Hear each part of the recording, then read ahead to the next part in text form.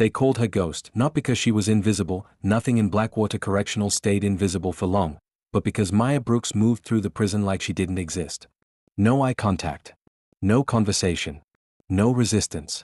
For 6 months, she'd been the perfect invisible inmate, and in a place where silence usually meant weakness, everyone assumed she was prey. They were wrong. The cafeteria on D Block smelled like industrial bleach and whatever gray substance passed for food that day. Maya sat alone at the far corner table, the one closest to the rusted radiator that clanked every 15 seconds. Her tray remained untouched, the mashed potatoes looked like paste, the mystery meat glistened under the fluorescent lights. She didn't eat. She just sat, hands folded, eyes down, breathing in that measured way that made her heart rate stay below 60 beats per minute. A skill from another life. Well. The voice cut through the ambient noise like a blade. Look who's sitting in my spot.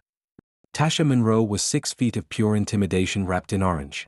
Arms like steel cables, a scar running from her left eyebrow to her jaw, and a reputation that made even the guards walk carefully around her. She'd put 3 women in the infirmary her first month. One of them still couldn't use her right hand. Maya didn't look up. You deaf? Tasha slammed her palm on the table, making the tray jump. The cafeteria went quiet, that particular kind of quiet where everyone knows violence is about to unfold, where people pretend not to watch while watching everything. I asked you a question. Still, Maya said nothing. Her fingers remained interlaced, her breathing unchanged. In her peripheral vision, she could see Tasha's crew closing in, Reese and Dina, 2 enforcers who'd learned that cruelty was currency in here. But what did Tasha see when she looked at Maya?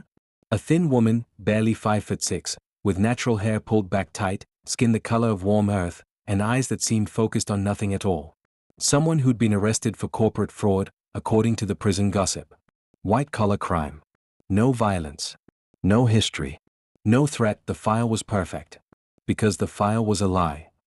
Tasha, maybe we should, restarted, but Tasha cut her off with a look. Nah. This bitch needs to learn how things work. She grabbed Maya's tray and dumped it. The contents splattered across Maya's lap, lukewarm and disgusting. Oops. My bad. The cafeteria held its breath. Maya stood slowly. Food dripped from her orange jumpsuit onto the floor. She was still looking down, still silent, but something had changed in the air, something the predators in the room recognized on an instinctual level, even if they couldn't name it. Say something, Tasha hissed, stepping closer. Or are you too much of a... The words died in her throat because Maya had finally looked up. And her eyes, those dark, bottomless eyes, held something that made Tasha's hindbrain scream warnings her ego refused to hear. They weren't angry. They weren't afraid. They were calculating. Measuring. Memorizing the exact distance between Tasha's carotid artery and Maya's right hand. I don't want your spot, Maya said quietly. Her voice was soft, almost gentle. The kind of voice a mother uses to calm a frightened child. And I don't want any trouble. Tasha laughed, but it sounded forced. Then move. Now. Maya walked away. The crowd parted. She could feel their judgment, their contempt. In prison, backing down meant you'd be targeted forever. She just painted a target on her back, and everyone knew it. What they didn't know was that Maya had been painted with targets before. Real ones. Infrared dots dancing on her chest while she worked. And she was still alive. 3 days later, the games began. That Maya's cell was ransacked, sheets torn, the one photograph she kept of a little girl face down on the concrete. Her commissary items disappeared. Someone put glass in her shoes. Small cruelties that added up, designed to break you down piece by piece. She endured it all in silence. Why don't you fight back? Her cellmate, Carmen, finally asked one night. Carmen was 43, doing 15 for manslaughter, and she'd seen enough of prison life to know that Maya's approach was suicidal. You keep taking this shit, they're gonna escalate. Trust me. Maya lay on her bunk, staring at the ceiling where someone had carved "Hope dies here" into the concrete. Fighting back makes it worse. So does being weak. I'm not weak. Then what are you? Maya didn't answer. How could she explain that she was someone who'd been trained by people whose names didn't appear in any database? That she'd eliminated targets in 17 countries? That her last assignment had gone wrong, so catastrophically wrong that she'd chosen prison as the safest place to disappear. The agency thought she was dead. Her handler thought she'd been compromised and disposed of. And the targets she'd failed to eliminate thought she'd never existed at all. Prison wasn't punishment. It was witness protection without the protection. Just be careful, Carmen said finally. Tasha's not done with you. She was right, the attack came during yard time. The yard at Blackwater was a rectangle of cracked asphalt surrounded by 30-foot walls topped with razor wire. Guard towers at each corner, but the guards rarely intervened unless weapons were involved. Fist fights, beatings, territorial disputes, that was just prison business. Maya was walking the perimeter, her daily routine, exactly 4 laps at exactly the same pace, when Tasha and her crew appeared. They'd waited until she was in the blind spot, where the security cameras couldn't quite reach. "Heard you've been running your mouth," Tasha said, which was laughable since Maya barely spoke. But that was how it worked in here. The bully made up the reason afterward. Reese cracked her knuckles. Dina pulled something from her sleeve, a lock wrapped in a sock, the classic prison weapon. Maya could see other inmates watching, some turning away, some leaning forward with hunger in their eyes. "Last chance," Tasha said. "Get on your knees and apologize, or we put you in the infirmary." Maya stood very still. Her heart rate stayed calm. Her breathing remained controlled. And somewhere in the back of her mind, old training protocols activated, muscle memory from 1,000 simulations, real-world scenarios where hesitation meant death. Target analysis, 3 hostiles. Tasha, 6 feet, approximately 180 pounds, leading with her right. Weakness, overconfident, telegraphs her strikes. Reese, shorter, stockier, probable grappler. Dina, armed, but inexperienced with improvised weapons, holding the socklock too tight, restricting her own swing speed. Environmental factors, concrete surface, no rain, good traction. Nearest guard tower, 40 meters, line of sight partially obscured. Estimated response time, 90 seconds. Acceptable collateral damage, 0. Rules of engagement, neutralize threats without revealing full capabilities. "I'm not getting on my knees," Maya said quietly. Tasha swung first, a wide haymaker that would have shattered Maya's jaw if it connected. But Maya wasn't there anymore. She'd shifted her weight, and Tasha's fist sailed through empty air. The momentum carried her forward, off-balanced. Maya's palm strike caught her in the solar plexus, perfectly placed, perfectly measured. Not enough to cause permanent damage, but enough to knock the wind from her lungs. Tasha staggered back, gasping. Reese lunged next, trying to tackle Maya to the ground where numbers would give them advantage. Maya sidestepped, caught Reese's arm, and used her own momentum to send her sprawling face first into the asphalt. A textbook redirect that looked almost accidental. Dina raised the socklock, and for a split second, Maya's training screamed at her to disarm, dislocate, disable. It would take one movement, grab the wrist, twist, apply pressure to the ulnar nerve, and the weapon would drop. Then a knee to the liver, and Dina wouldn't get up for minutes, but that would reveal too much. Instead, Maya ducked under the wild swing and swept Dina's legs. The improvised weapon went flying, and Dina hit the ground hard. The entire exchange had lasted maybe 8 seconds. Tasha was still trying to breathe. Reese was bleeding from her nose where she'd hit the asphalt. Dina was clutching her ankle, tears streaming down her face. And Maya stood among them, barely winded, her expression unchanged. The yard had gone completely silent. "I don't want trouble," Maya repeated softly. Then she walked away. Behind her, whispers erupted like wildfire. The consequences came fast. Maya was written up for fighting, 3 days in solitary confinement. But that wasn't the real consequence. The real consequence was that everyone now looked at her differently. The prey had fought back. And worse, she'd won. Solitary at Blackwater was a concrete box, 8 feet by 6, with a toilet, a thin mattress, and darkness so complete you could feel it pressing against your eyeballs. Most inmates broke down in here. The isolation, the silence, the absence of any stimulation, it cracked people open. Maya meditated that she'd spent weeks in worse conditions during training. Buried alive in a coffin with 90 minutes of air. Locked in a sensory deprivation tank for 48 hours. Suspended upside down in complete darkness until her perception of time shattered. This was almost comfortable, but on the second night, she heard a voice through the ventilation shaft. "You military?" It was Tasha, in the adjacent cell. Maya didn't answer. "I know you heard me. Nobody moves like that unless they've had training. What are you? Special Forces? CIA?" Still, Maya said nothing. "You could have hurt us worse. I saw it in your eyes, you were holding back. Why?" The question hung in the darkness. And Maya realized something troubling. Tasha wasn't angry. She was curious. Maybe even respectful. "Because hurting people doesn't solve problems," Maya finally said. "It just creates new ones." Tasha laughed, bitter and knowing. "You're in prison, sweetheart. Problems are all we got. Then maybe we don't need to create more." A long silence. What did you really do? Tasha asked. To end up in here? Maya closed her eyes. What had she done? She'd eliminated 14 targets in 6 years. Most of them were legitimate, terrorists, traffickers, monsters who dealt in human misery. But the last one had been different. His name was Marcus Webb. A senator. Her handler said he was compromised, selling state secrets. The kill was supposed to be clean, a heart attack triggered by an exotic compound that would leave no trace. But when Maya had gotten close enough, when she'd seen the photographs in his wallet, 3 kids, a wife, a golden retriever, she'd hesitated. And in that hesitation, she dug deeper. Found proof that he was innocent. That her handler was the compromised one, eliminating political obstacles for profit. She'd refused the kill. And in refusing, she'd signed her own death warrant. So she'd disappeared. Faked evidence of corporate fraud, got herself arrested, and vanished into the prison system where the agency couldn't easily reach her without raising questions. I made a mistake, Maya said finally. And I'm paying for it. Aren't we all? Tasha murmured. When they returned to general population, something had shifted. Tasha didn't apologize, that would destroy her reputation, but she stopped targeting Maya. More than that, she spread the word, Ghost was off limits.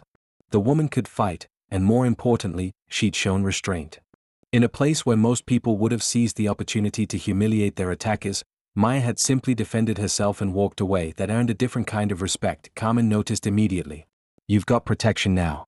Tasha's crew won't touch you, which means nobody will. I don't want protection. Too bad.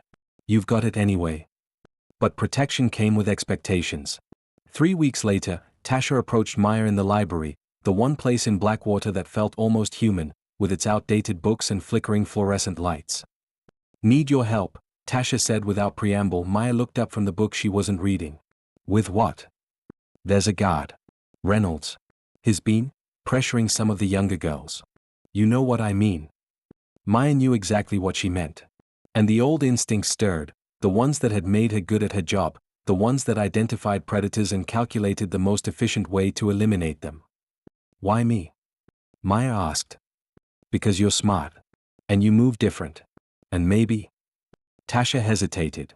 Maybe because you still give a damn about doing the right thing. Most of us forgot what that feels like. Maya wanted to refuse. Getting involved meant risk. Risk meant exposure. Exposure meant the agency might find her, but she thought about those younger inmates, barely 20 years old, trapped in a system that was supposed to protect them but didn't.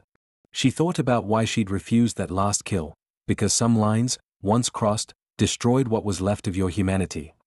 What do you need? She asked. The plan was simple, but execution was everything. Reynolds worked the night shift on C Block, where he had the most access and the least supervision.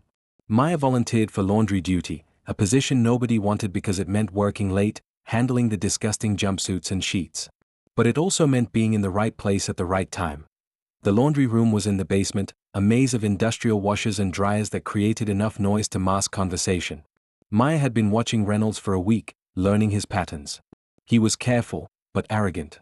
He thought the inmates were powerless, that his position made him untouchable. He was wrong. On the chosen night, Maya worked alone. The machines thundered around her, steam rising in ghostly columns. When Reynolds appeared in the doorway, right on schedule, she didn't look surprised. You're out past curfew, he said, smirking. That's a violation. Maya continued folding sheets. I'm finishing my shift. He walked closer, and she could smell his cologne mixed with sweat. You know, I've been hearing things about you. They say you're not as quiet as you pretend to be. People say lots of things. They say you took down Tasha Monroe. Impressive. He was behind her now, too close. Makes me wonder what else you can do. Maya's hands stilled. Every muscle in her body was coiled, ready. She could incapacitate him in 3 moves, a strike to the throat, pressure on the radial nerve, and he'd be unconscious before he hit the floor. But that would raise questions she couldn't answer. So she used a different weapon. You touch me, she said quietly, and I'll scream. And when the other guards come, I'll tell them what you've been doing. All of it. Every girl you've pressured, every threat you've made. And here's what you don't understand, Reynolds, I have nothing to lose. I'm already in prison. You're not. He froze. Tasha's ready to testify. So is Carmen. So are 6 other women who've kept quiet because they were scared. But I'm not scared. So ask yourself, is whatever you're thinking about doing worth losing your job? Your pension? Maybe even catching a charge yourself. The silence stretched. Maya could hear his breathing, rapid and uncertain. For the first time, he was the one who was trapped. This is bullshit, he muttered, but he was backing away. If I ever hear about you pressuring anyone again, Maya continued, turning to face him, I won't threaten. I won't negotiate. I'll just make sure everyone knows what you are. And in a men's prison, guards like you don't last long. Reynolds's face went pale. He left without another word. Maya went back to folding sheets, her hands perfectly steady, even as her heart pounded. She just made herself a target in a different way. But some battles were worth fighting. 3 months later, Maya got called to the warden's office. This was unusual. Inmates didn't get face time with Warden Patricia Moss unless something serious was happening. Maya walked through the administrative wing with a guard escort, preparing for the worst. Had the agency found her? Was this the end? But when she entered the office, Warden Moss was alone, studying a file. Sit down, Brooks. Maya Saturday. The office was surprisingly normal. Family photos on the desk, law degrees on the wall, a coffee mug that said world's okayest warden. Officer Reynolds resigned yesterday, Moss said without preamble. Internal Affairs is investigating sexual misconduct allegations. 7 women came forward. Maya said nothing. Funny thing, most of them said you encouraged them to speak up. That you protected them. Moss looked up, her sharp eyes assessing. That's not typical inmate behavior. I did what anyone should do. But you're not just anyone, are you? Moss pulled out another file, much thinner, heavily redacted. Your arrest record is clean. Too clean. No priors. No history of violence or fraud before your supposed crimes. And yet you defended yourself against 3 experienced inmates like you'd had professional training. Maya's expression remained neutral, but inside, alarms were blaring. I'm not going to ask what you really did, Moss continued. Or who you really are. But I've been doing this job for 20 years, and I know when someone doesn't fit their paperwork. She leaned forward. So here's what's going to happen. You're going to keep being a model prisoner. You're going to keep encouraging the other women to report abuse. And in 2 years, when you're eligible for parole, I'm going to make sure the board looks favorably on your case. Why? Maya asked. Because whatever you did before you got here, you're doing good now. And I believe in second chances, even for people who probably don't deserve them. Moss closed the file. Dismissed. Maya walked back to her cell in a daze. A second chance. The words felt foreign, impossible. People like her didn't get second chances, they got buried in unmarked graves or disappeared into black site prisons. But maybe, just maybe, she could build something different. Something real. 2 years later, Maya Brooks walked out of Blackwater Correctional at dawn. The sky was turning purple and gold, colors so vivid they hurt her eyes after years of gray concrete and fluorescent lights. She carried nothing but a plastic bag with her belongings, $47 from her commissary account, a bus ticket, and a single photograph of a little girl she'd never meet, her daughter. Given up for adoption before Maya had joined the agency. The one good decision she'd made. Tasha was at the fence when Maya left, along with Carmen and a dozen other women. They didn't say goodbye, that wasn't the culture. But they watched her go, and in their eyes, Maya saw something she'd never expected to find in prison: respect. Gratitude. Hope that she'd been sent to prison to hide. But somehow, in the silence and darkness, she'd found a different kind of purpose. Not eliminating targets, but protecting people. Not ending lives, but preserving them. The agency would still be looking for her. There would always be shadows, always threats. But Maya had learned something crucial in those 2 years. The most dangerous weapon wasn't training or skill, that it was knowing when not to use them. She walked toward the bus stop, toward an uncertain future, carrying the weight of everything she'd been and the fragile hope of what she might become. Behind her, Blackwater Correctional stood silent and massive against the rising sun. And somewhere in cell block D, another quiet woman was learning that silence didn't mean weakness, that it meant choice, and sometimes, choosing restraint was the bravest thing of all.